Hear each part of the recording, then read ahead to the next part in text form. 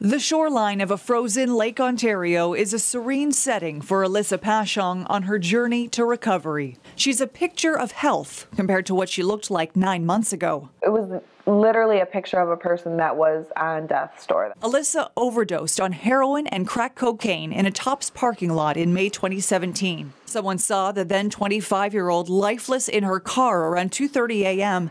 and called police. And the next thing I remember, the cops were knocking on the window. I didn't even know where I was. I had no idea what was going on. This mugshot represents the end of a very dark, years-long chapter in Alyssa's life. And it all began when she was still in high school. You know, I was just an average middle-class suburban kid.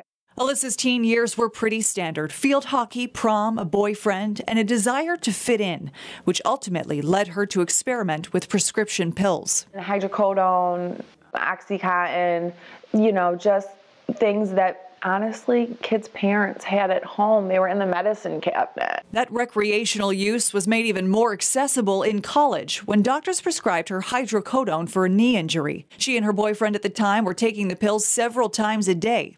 At what point does it take a dangerous turn, a noticeably dangerous turn for you? When those prescriptions ran out.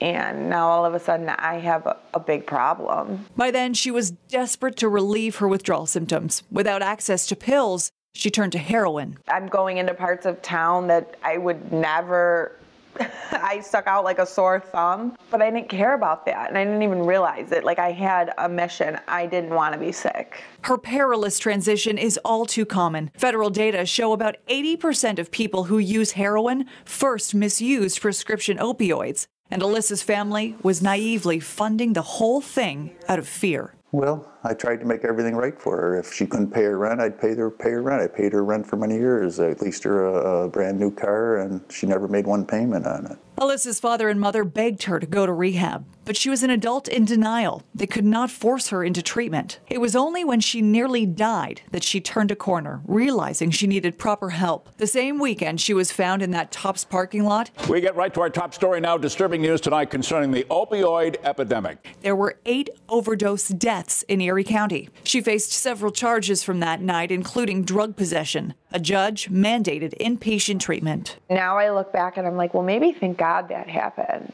because that really woke me up.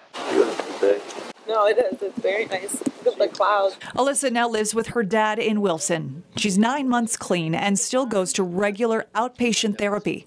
She wants everyone to know about the many faces of addiction. Hey, I'm not alone. Look at this.